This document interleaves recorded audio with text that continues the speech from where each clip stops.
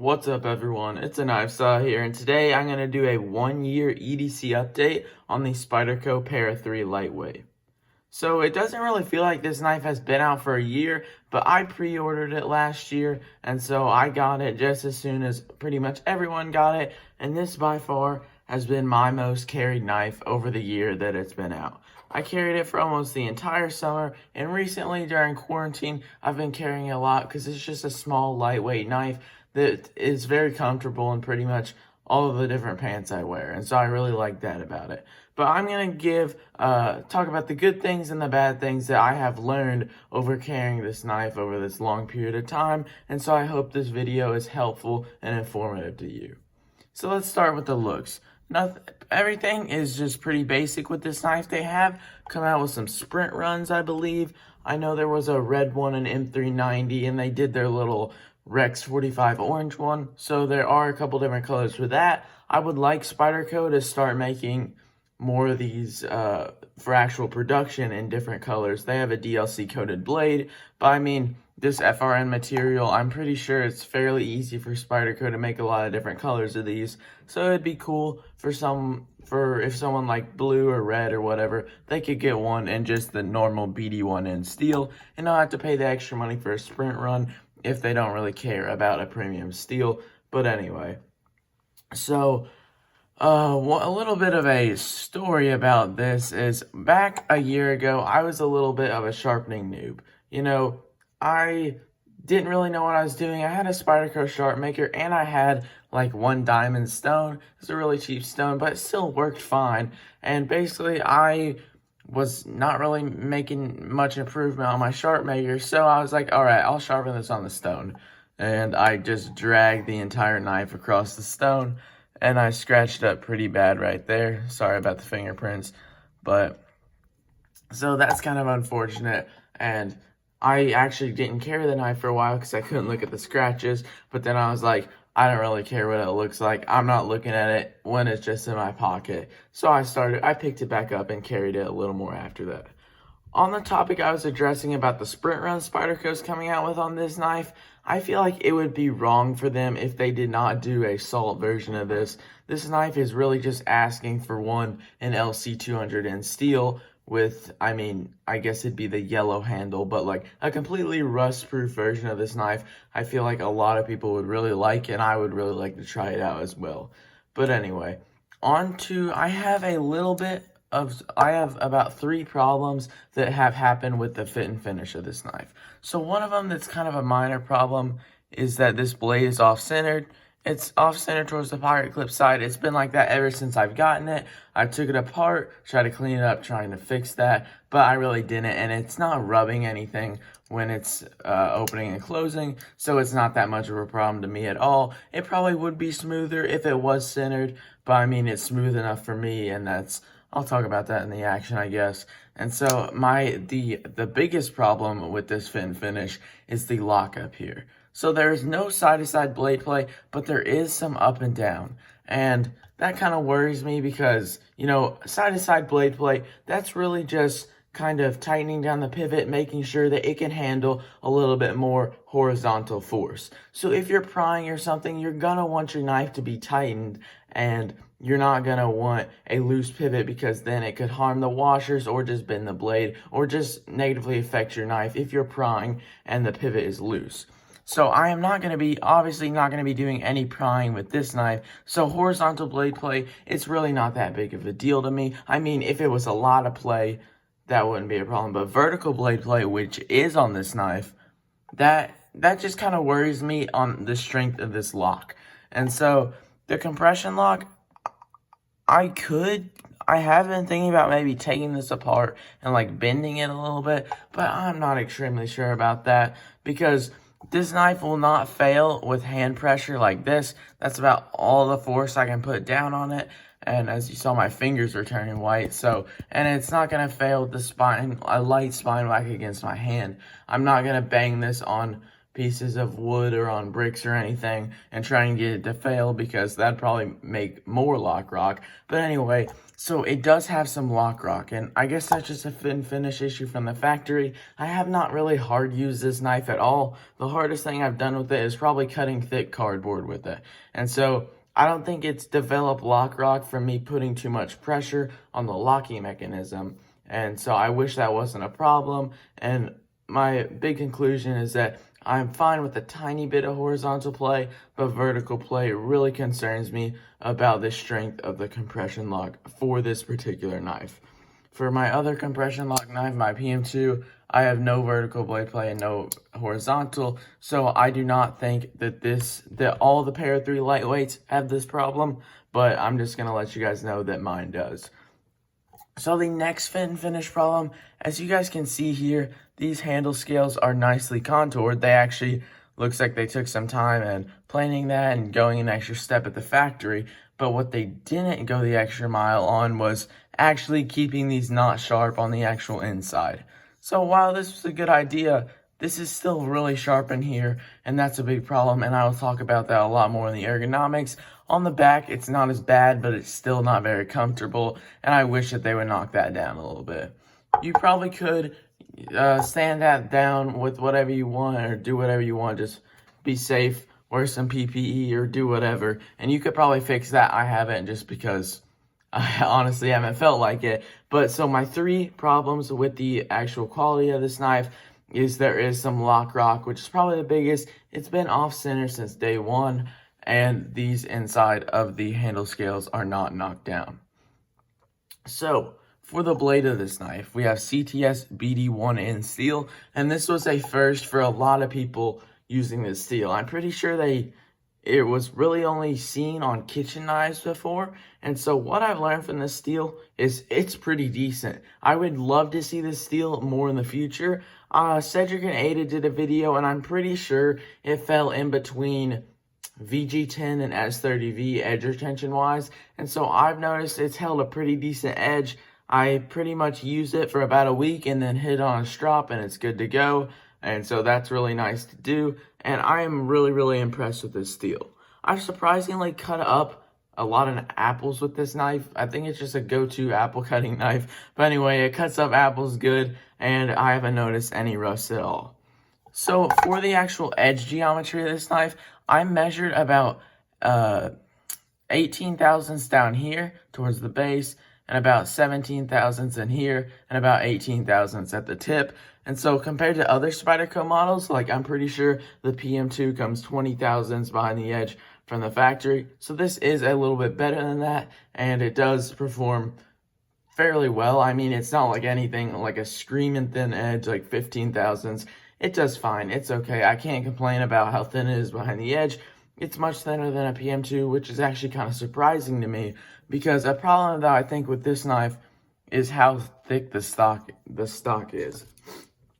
So I'll get a quick measurement on my calipers here, and I just want to show you guys at its thickest point, which I'd say about right here, we're looking at about 140 thousandths. So 0.14 stock thickness, and that's just give or take, because I don't know how accurate my calipers are compared to what they use at the Spyderco plant or whatever, but so that is way too thick of a stock for what this knife is targeted for. If you guys look at it, you look FRN, insanely lightweight, just very carry-based EDC knife, and then with that thick of a stock, it really doesn't make that much sense.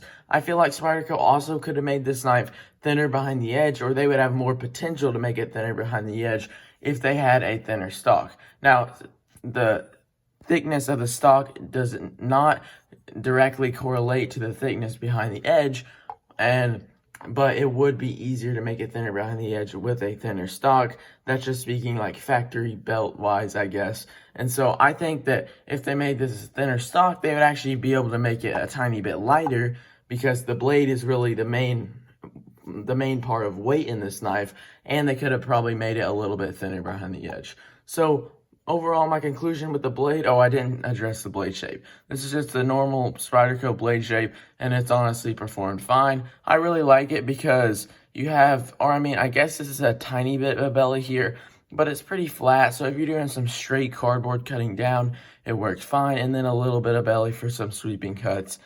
I think that tip is chipped a tiny bit right there. Yeah, I'll need to sharpen that out. I'll do that soon, but I'm not really sure how that happened. But anyway, so this blade shape has been fine. The knife is thinner behind the edge for a Spyderco, but it could be improved, definitely. I mean, I'm not really complaining about that at all. The thickness of the stock is a bit too thick for my liking, and I feel like this blade could have had much more potential if that stock wasn't so thick. But if you guys didn't know, the blade of the Para 3 Lightweight and the Para 3 are the exact same. They're actually reversible, which makes me go into the ergonomics of this knife.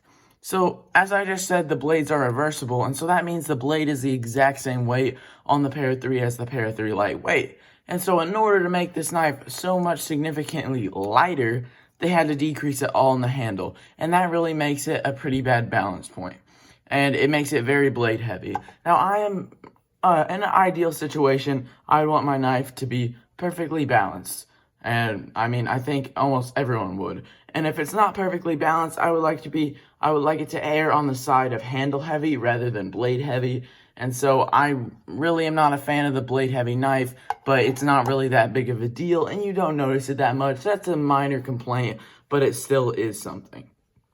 So where it gets bad in the ergonomics is just the actual holding it in the hand of the knife. And so I just want to say this thumb ramp, it's on there on the normal Para 3, so it feels a little bit odd to complain about on the Para 3 Lightweight, but I really do not like this thumb ramp at all. I feel like it's just suggesting your hand to be, or it's just telling your hand where it wants to be when my hand doesn't want to be there. You know, if you're in the choke back grip, this thumb ramp actually is fine, but I pretty much do all of my cutting in this for a finger choil. And so with this choked back grip, what it is like is it feels like your hand is being locked in here. And as you guys can see, when my thumb is just not able to move forward, it locks up my entire wrist. And so I can't do any cutting like this at all, or I can just barely move my wrist like this, but when my hand's up here, I can move it a lot more. And so this really just locks in your wrist where you can only go like that. And if you're doing, I guess, a chopping cut, I don't know.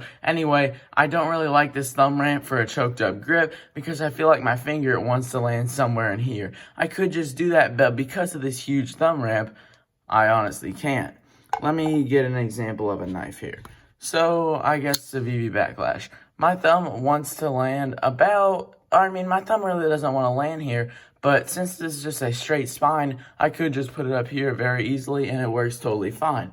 But since this is such an angular thumb ramp and it goes really high up and really high down, it just doesn't feel right putting my thumb up here because the apex of this thumb hole is digging right into my the inside of my knuckle here, I guess, if that makes sense to you guys. So ergonomics, this thumb ramp here really just doesn't suit it well for this choked up grip. And the main problem with ergonomics that I have noticed is, as I mentioned before in the actual fit and finish of this knife, these insides are not knocked down. So if you're using this any more than hard use or just any more than light cutting, this is not very good in the hands. So as you guys can see, if I grip it like this and just bear down a little bit, that is like an entire hot spot where that is across my entire fingers. I'll grip it a little bit more and show you what my hand looks like. So look at that. That is just a huge hot spot all along here and a little bit in the back right here. And so the inside of these liners really need to be knocked down, and that just wasn't very nice to feel. And if you are hard using this knife, or not really even hard use, because I don't really like to say hard use unless it's like a fixed blade. If you are doing more difficult cutting tasks with this knife, like say you're cutting some really thick cardboard or something like that, you really have to grip hard on the knife. You're not just going to lightly just fling it and it's just going to shred through the cardboard. You're going to need to grip a little bit harder. And so that becomes a hot spot when you're doing anything more than just, I don't know, cutting up tape or paper or an envelope or something. And so another problem with the ergonomics is this little beer belly here, or I've heard people call it that, just the belly right here. And I feel like that could be really improved. It also decrease the weight of the knife. Now, that would bring up the problem again of it being a little bit blade heavy, But what this does is when you're in the choked up grip, which is what I normally do, you honestly, I forgot to mention this, you still do get a hot spot with these liners in the choked up grip. But anyway, your pointer finger is suggested to land here. And then your middle finger, it takes a huge indent here and makes it land right there. And as you guys can see, when my pointer finger is landing where it's supposed to be, my knuckle here on my middle finger doesn't really fully meet that scale, and it just feels a little bit awkward. And then this little belly right here sticks out right into my middle finger and my pinky. So the skinny mod, if Spyderco did that from the factory, that would be a lot better, and I think it would be a lot more comfortable, ergonomically speaking. So my main complaints with ergonomics, also because of all these finger indents, the one here and the one here, this is not very comfortable in any other grip other than a saber grip and a hammer grip. Actually, draw cut is actually pretty good, and pinch grip's not bad, but a lot of times I do a reverse grip like this if I want to keep my knife away from what I'm cutting. If it's like a package, I don't want to slice what's inside of the box or inside of the plastic wrap or whatever, and so I would cut it like this, and this is not very comfortable if you're gripping this any harder than just a light pinch grip. So that is really my complaints with the ergonomics. Let me run that through you really quick. Thumb ramp, it's a little bit too angular, a little bit too high, and takes too much of a dip. And then the inside of these liners are not knocked down at all, and it makes a pretty bad hot spot. Also, you cannot grip it in any other grips other than a draw cut, a saber grip, and a hammer grip. And then I had one more thing about ergonomics, but I'm kind of forgetting. Oh yeah, this little belly right here, it just doesn't feel right. Then my middle finger dips all the way down here, and then my ring finger and pinky finger have to rest all the way up right here. I just don't think that that is very comfortable in hand. So I forgot to do this, so I'll get to it now. The actual carry of this knife. The carry of this knife, it's great. I mean, it's got this deep carry wire clip, and that is very, very nice. The wire clip is really one of my favorite clips. It doesn't look all that good, but man, it really functions nicely. It's got like I'd say middle of the road tension here. It's not going to fall out of your pocket, and it slides in very easily due to this little attention to detail here. As you guys can see on the other side, some people might be confused why this Spyderco logo is here and not, I don't know, somewhere in the center of the knife. And while that does mess with my OCD a tiny bit, it is because this wire pocket clip will sit on that Spyderco logo and make it very easy to slide in and out of the pocket, so it's not sitting on this FRN and just kind of tears up your pocket a lot. So that's really good attention to detail, and I really like the carry about it. I guess for some people who carry multiple things in their knife pocket, which I mainly only carry a knife, the carry profile of this knife is not very good. Because of that super high thumb ramp and then super knocked down, and just like the super high thumb ramp, that makes the carry profile a little bit off, because as you guys can see, this Hogue Deca here can literally fit inside of the carry profile of the Para 3. And so if you carry multiple things in your knife pocket, this might be obtrusive, and it might be a little bit harder to reach around. And so just keep that in mind. I usually only carry my knife in my right hand pocket, and so that's not a problem for me. But I wish, I honestly feel like if they got rid of this thumb ramp, the ergonomics would be better, and the ergonomics would be better, and the carry profile would be better. And so, but that would honestly probably turn into a Sage 5 lightweight, which they already have, or maybe like a chaparral with a compression lock.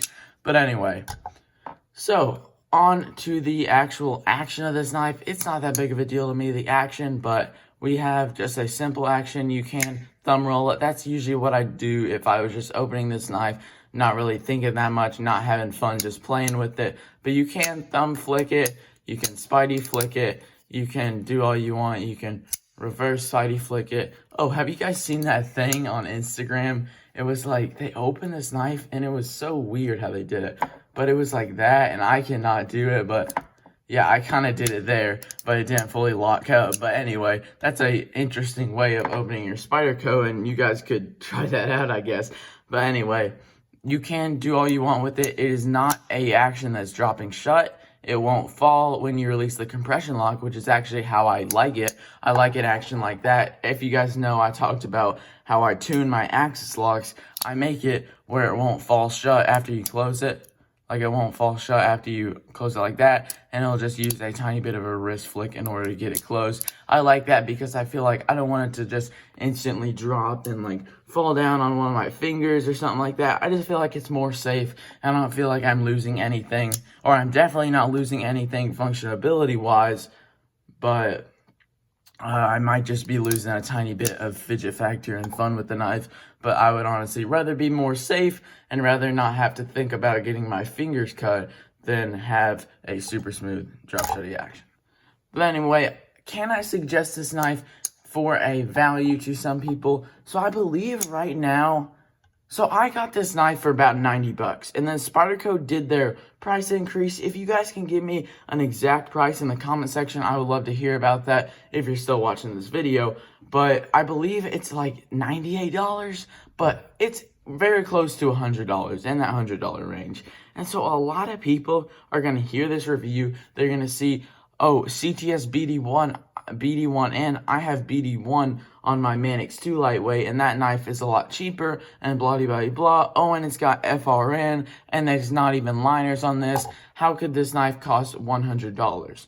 And while I kind of share that same viewpoint, I kind of agree with what people are saying there, I personally have no idea, and I cannot say anything that would make me realize how much an FRN scale costs, how much it costs for one blade of CTS BD1N, how much it costs to do the entire machining of these knives, how much it costs for a wire clip, how much it costs for hardware. I personally have no idea about that, and so I have no clue what Spyderco's margins are. I don't know how much they make the knife for, rather than how much they sell it for. But anyway, so $100 for this knife, a lot of people might think that's a lot, and it is a lot of money. I mean, no doubt $100 is a lot. For me, I spend way too much money on knives, so $100 for a knife doesn't jump out at me all that much. But anyway, Spyderco, compared to their other models, I feel like this knife is pretty evenly priced. When there is the Delica that's kind of pushing like $80, and this is kind of just, you can just pay a couple more dollars or like maybe 20 more bucks for this knife. You get a better steel, in my opinion. You get better ergonomics, and you get the compression lock if that's your thing. So I really feel like this knife kind of killed the Delica. But anyway, so compared to the Delica, I think this is a good price point, and compared to some of their other knives, I also think it's good. When you're paying $200 for an S30V Shaman, I just think that's a little bit up there and a little bit too pricey. And so I honestly think that this is a pretty solid price for a Spyderco. You know, I wouldn't call it overpriced. The Spydercos I would call overpriced would be the Shaman, the Delica, and the Dragonfly. They just don't seem like they cost, like, I don't get why. Okay, I'm kind of on an off rant here, but I don't get how the Spyderco PM2 could cost $150 and the Shaman be $50 more when they're pretty much the same materials. It's just a different design. I mean, I guess the Shaman is a bit bigger and it's got contour G10. But anyway, back onto this knife. My final conclusions for this knife is I don't think that people caught the full hype of this, or I think that this knife is very, very hyped whenever it came out, and I don't think that people came to the full realization of this until maybe a couple months later. I had a whole entire year to gather my thoughts on this video, so I can really say that my final conclusions on this knife are that the blade of this actually performs great. It's decently thin behind the edge for a Spyderco knife. It's got CTS BD1 and steel. The steel has held an edge decently. It has stropped up nicely, and it has a nice, just a simple Spyderco blade shape. The problems of this knife, it has a lockup issue. It has up and down blade play. It is off-centered, and these liners are not knocked down, which really negatively affects the ergonomics of this knife. Choked up, this thumb ramp just doesn't really work. Choked back and choked up, these liners are just way too sharp and causes a hot spot in all of my fingers. The compression lock honestly works fine, other than the lockup issue, of course, and the carry of it is very nice with the wire clip, and it's got a bit of a wide carry profile, but they very well could have fixed the ergonomics for the future models. I could have just had one where the scales weren't knocked down. This was probably the first batch of knives of one that I received, and so they could have changed these. They could have made a secret CQI version that no one knows about, but whatever. And coming in at around that $100 range, I feel like that this is pretty modestly priced for a Spyderco, but compared to other knives, I don't really know where it'd fall. Because a Hogue Deca, it's $150, made in the USA, 20 CV steel with G10 handles and an axis lock. And so it is up there with the price range. I actually could do a battle of the blades between these two knives.